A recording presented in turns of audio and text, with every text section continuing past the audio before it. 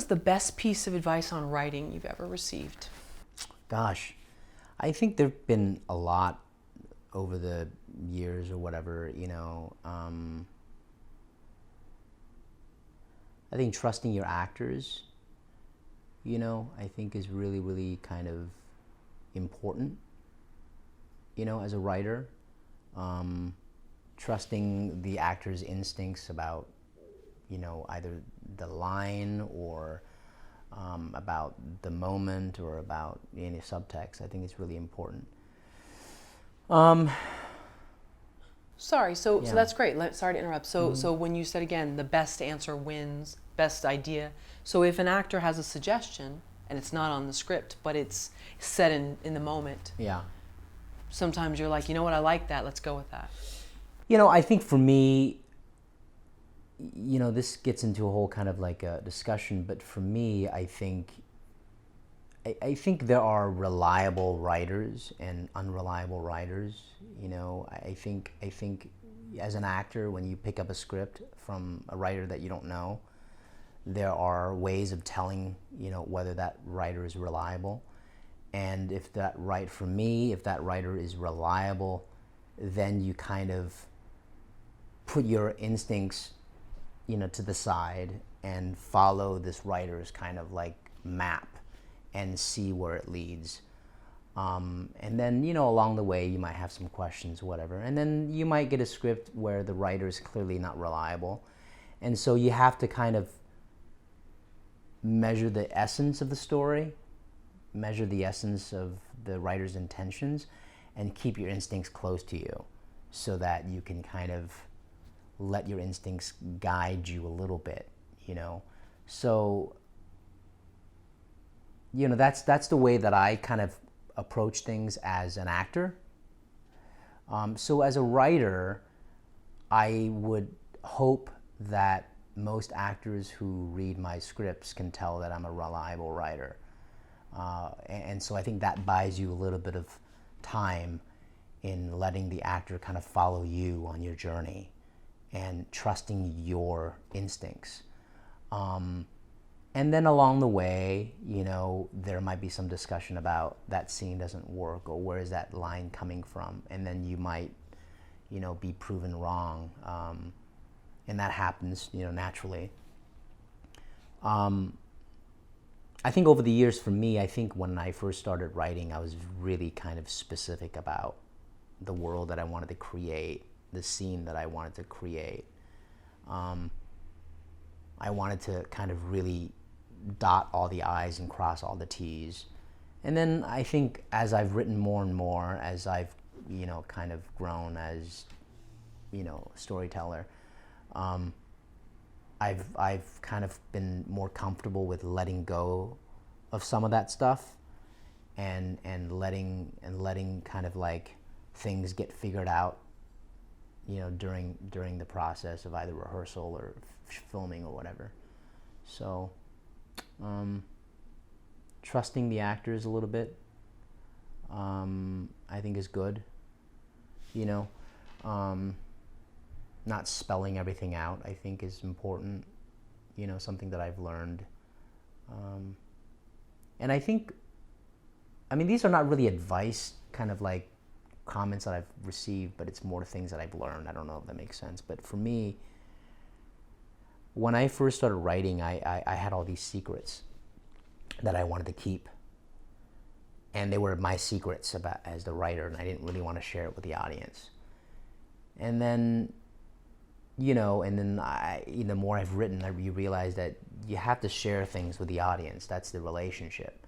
You have to be careful of what you share, and you have to decide when you want to share it, but you have to share things with the audience. Otherwise, they're not interested, they're not invested, they're confused, or whatever. So I think trusting the audience is right up there with trusting the actors, you know, is really kind of like letting things go a little bit, not spelling everything out and hoping that, you know, that either the actors will do the rest of the work for you or the audience will do the rest of the work for you. I think that's important, you know. What do you trust in the audience with again? figuring out the subtext, or not needing to spell everything out, you know. I think the challenge with any kind of work of art, I think, is the minute you begin the process of creating that work of art or that product or whatever, you start to lose perspective, you know. And I think that is an inherent part of the process, but it's also something that you know, we have to be aware of. As soon as you start going into the cave, and the more you walk toward this kind of finished product, the deeper you are into this cave, and you start to like not know what, you know, what works and what you know, what doesn't work, you know. So I think trusting the audience that something will work without having to spell everything out, I think, is probably a good thing that I've learned. You know. Is that because as you go into this cave, you're getting further and further into your own mind? And so are you losing perspective as how other people would see it? Yeah, I think so. Because I think when you watch a movie, you don't really know the writer's, you know, intention, or you don't really know. You just sort of, you're on this journey. And I think, you know, when you are with the story for a long time and you're raising money for it and you're pitching this story to so many different people and you're shooting it and you know, you're just so close to the product, you know, you're so close to the story that it you know, some things you think matter don't, and some things that you think don't resonate actually have a really strong impact in the audience. And that's, you know, that's really kind of hard to figure out, you know.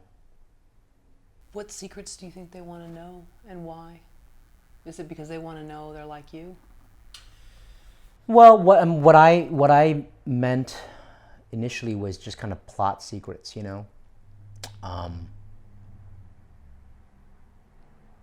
You know, little things that you think have kind of resonance or whatever, you know.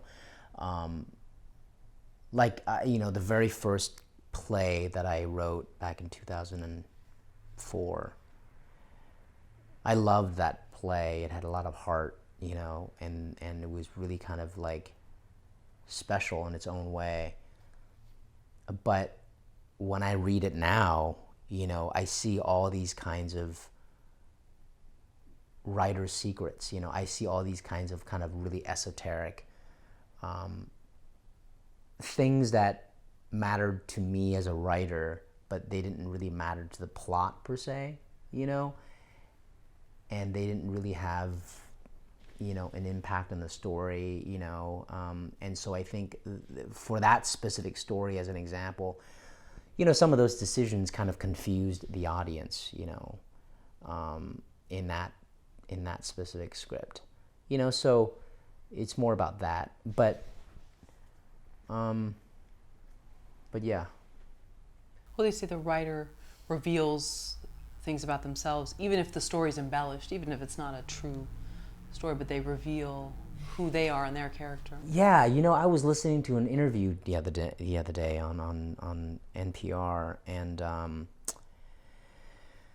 it was with a writer. I can't remember her name, but she was talking about writing, and what she said resonated with me, you know, because I think the person interviewing her was like, who are these people that you're writing? And she said, they're me. Every single character is me. And I think that's really true for me as well. You know, I think even though I'm writing a different character per se, whether they are young or old or male, female, or whatever, you know, they are really kind of me, because number one, I've said all the lines, you know, and when I write, I say all the lines out loud, you know, and so I've said all the lines and I've thought about all the different subtext. And so it's really me, you know, it's sort of my understanding of the world, even if it's from a different perspective per se, you know. So yeah, I think whether an audience thinks that you're revealing something about them, I'm not sure, but you definitely get some view of the person writing the story, you know.